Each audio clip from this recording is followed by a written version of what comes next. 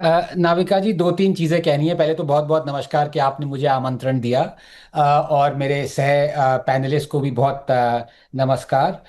देखिए, अश्विनी जी के जो फेक गलत झूठ बोला है, मैं उस पर अभी आता हूँ। लेकिन पहले ट्रंप से निपट लूँ। नाविका, बचपन में या कॉलेज में हम सब लोगों ने खून से चिट्ठी लिखी है। भले मैंने ना लिखी हो, एक्सेप्ट नहीं की गई हो, अश्विनी जी मैंने ने भी नहीं खून से लिखी। चिट्ठी लिखी। आपको मिली है, लेकिन आपने लिखी नहीं है ऑब्वियसली। लेकिन अश्विनी जी ने बहुत लिखी हैं। लेकिन ट्रंप अब ऐसा 75 साल पे ऐसा बिहेव कर रहे हैं कि ही इज जस्ट एक या दो दिन दूर हैं मोदी जी को खून से चिट्ठी लिखने के लिए कि मोदी बात मान जाओ, क्योंकि राहुल गांधी को मुझे मनाना है। इतना झूठ बोल रहे हैं अश्विनी जी। पहली बात कहने लगे, देखिए नाविका जी, मैंने आपको बताया था ना कि ट्रंप ने कहा था सीज फायर होने वाली और सीज फायर हो गई। दैट डजंट मीन कि ट्रंप ने इंटरवीन किया। पाकिस्तानियों ने बता दिया ट्रंप को कि सीज फायर होने वाली है, इसका यह मतलब थोड़ी ना है कि ट्रंप ने सीज फायर करवाई। आप अपने प्राइम मिनिस्टर को बिलीव नहीं करना चाहते अश्विनी जी, जिन्होंने पार्लियामेंट के फ्लोर पे कहा है कि थर्ड पार्टी थी ही नहीं।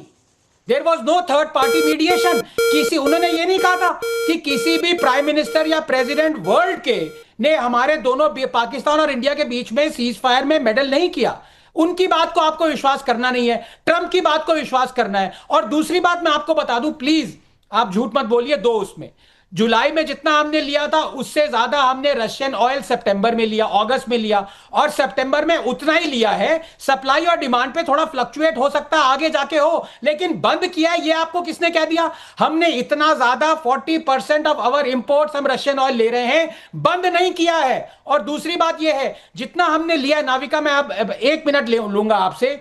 हमने 26 बिलियन डॉलर्स बचाए हैं पिछले 2.5 साल में रशियन ऑयल लेके। अगर हमने वो सऊदी ऑयल लिया होता तो हमारा इन्फ्लेशन 1.54% पे नॉमिनल क्यूमुलेटिव रिड्यूस नहीं रहता। हमने अपने देश को बचाया है, महंगाई कम करी है। और ये जो कहते हैं कि फायदा हुआ है सिर्फ इलीट्स को हुआ है, मैं इनको बता दूं कि रशियन ऑयल रिफाइनरी जो रिलायंस ने करी है और जो अमेरिका को वापस बेचा है, लेकिन वो रिफाइनरी से $3 बिलियन इंडियन गवर्नमेंट ने कमा के इन्फ्लेशन कम किया है। और 80,000 barrels per day Chennai petroleum corporation limited ने रिफाइन किया है रशियन ऑयल, उसमें से 40,000 बैरल्स पर डे चेन्नई में डिस्ट्रीब्यूट किया है। तो अगली बार जब स्टालिन कहे कि ये सब अमीरों को गया है, आधा तो उनको गया है। बिलियंस ऑफ डॉलर जो परसेंट लेवी तमिलनाडु लगाता है वो रशियन ऑयल पे लगा रहा है। तो झूठ बोलना बंद करें और ट्रंप की वफादारी करना बंद करें। दुख इस बात का है कि को ये नहीं समझ आई कि राहुल गांधी और डोनाल्ड ट्रंप की आईक्यू एक समान है। वो बहुत हाई आईक्यू वाले लोग हैं। ठीक है, नॉस्ट्राडामस उनके सामने बच्चे थे और इसलिए मर गए। जब वो चीज सोचते हैं वो होके ही रहती है। जब राहुल गांधी ने सोचा था कि वो इलेक्शंस हारेंगे, वो हार गए। जब राहुल गांधी ने सोचा था कि ट्रंप ये कहेंगे या वो कहेंगे, अश्विनी और राहुल गांधी दो ही इंसान हैं जिनको पता था कि सीज फायर होगा, क्योंकि इनकी डायरेक्ट लाइन ट्रंप के साथ है। अगर इनकी डायरेक्ट लाइन भारत की जनता के साथ होती तो वो आज इस देश को चला रहे होते। Number one. नंबर टू, मैं डोनाल्ड ट्रंप का विश्वास क्यों करूं जब उसका देश ही उसका विश्वास नहीं करता? The whole world is saying कि वो पगला गया है, पर सिर्फ कांग्रेस पार्टी सोचती है कि नहीं भाई, ये तो बड़ा इंटेलिजेंट आदमी है, भाई इसने जो हमारे भारत के लिए कहा है वो सही कहा।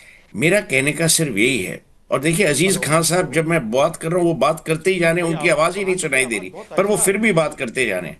अब प्रॉब्लम ये है कि समाजवादी पार्टी ने कभी देश नहीं चलाया, कांग्रेस पार्टी को एक अरसा हुआ है देश चलाने का। अब आम आदमी पार्टी ने दिल्ली चलाई, बहुत बढ़िया चली, इसीलिए उनको वोट वापस नहीं मिला। उसकी बहुत मुझे मैं ग्रीव कर रहा हूं।